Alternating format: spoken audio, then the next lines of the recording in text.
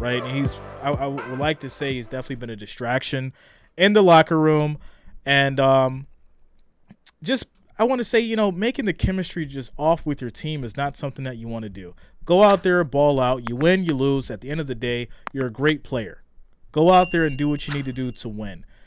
Whining about it, bickering about it, throwing your team under the bus, your coaching staff, your quarterback, all that kind of stuff, it's not going to make it any better.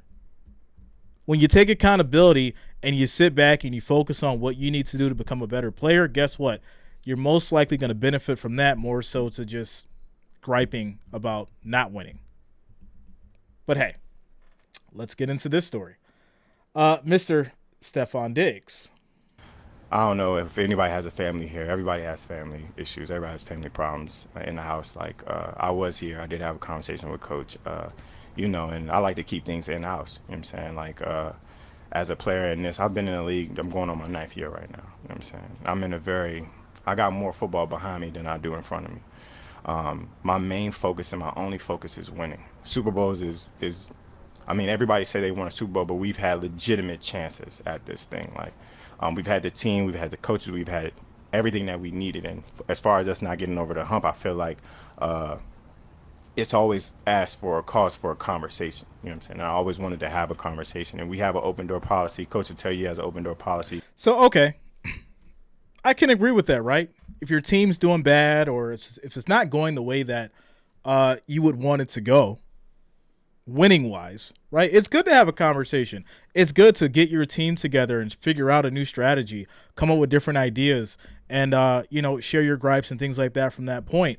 But that's something that you want to do behind closed doors, right? You don't need to do that in front of the camera. You don't need to do that on a podcast. You don't need to do that on social media. You do that with your coaches. You do that with your teammates, and then you come out with the plan to become better. It's as simple as that. But when you throw a tantrum and you make it seem like there's issues that go above and beyond you just wanting to win, then that's where you have so many issues in the media and all these different stories. And then Josh Allen has to come and basically have your back, which he already does, but it makes him look like he has to stick up for you or kiss your butt to appease you, which I don't like that. But let's keep it going. And I've had those conversations. So I try to keep a lot of things in-house. But, you know what I'm saying, it's regarding last year, obviously the way we lost was just terrible in any regard. And you don't want to lose any game, but we've lost for a couple years at this point. And we've been trying to get over the hump, and obviously it calls for a lot of frustration. But all in all, like, as far as with that, I was here, but he did have a conversation. Me and him did have a conversation. It's all water under the bridge now. But I attribute it to, family matters. You know what I'm saying? Like, I don't like dancing around things. I don't like. Okay. And if you attribute it to family matters, just like I said, you don't highlight and broadcast your family issues all over social media. You don't highlight and broadcast your family issues in front of everybody at work. You don't highlight and broadcast your family issues in front of the world. You handle those matters privately. You discuss them. You go over them. You fix them, and then you move on. You become better. It's that simple. Let's keep it going. Shout out to Tennessee Tactical, says, Jay, you aren't cutting him any slack. I appreciate that. Listen, we got to hold everybody accountable. You guys know that. Just like you guys hold me accountable when I slip up, or if I mention a wrong stat, or if I say something crazy, you guys come for me. It's the same thing. Everybody has to hold everybody accountable. And especially when it comes to people who are looked up to, role models, whether you're an entertainer, athlete, whatever. These are the individuals that our kids are looking up to. So do you want to see your star wide receiver who's getting paid hundreds of millions of dollars have a complete meltdown on national TV? No. Well, let's keep it going. Like those kind of questions. Black and white is everybody has family matters. We had a conversation. Everything is all is well. Water on the bridge. Now we back at work. And, I look at football, it's kind of hard. It's a business at the end of the day.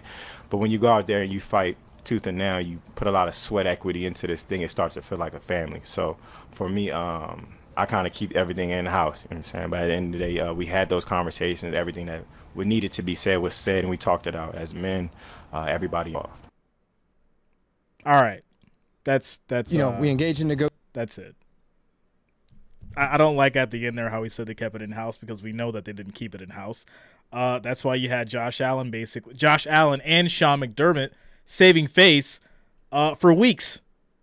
This isn't just a new conversation we've been having. We've been talking about this since last season. So it wasn't in house, but all right, we're just gonna go ahead and move on from that because, like I said, you guys get the message.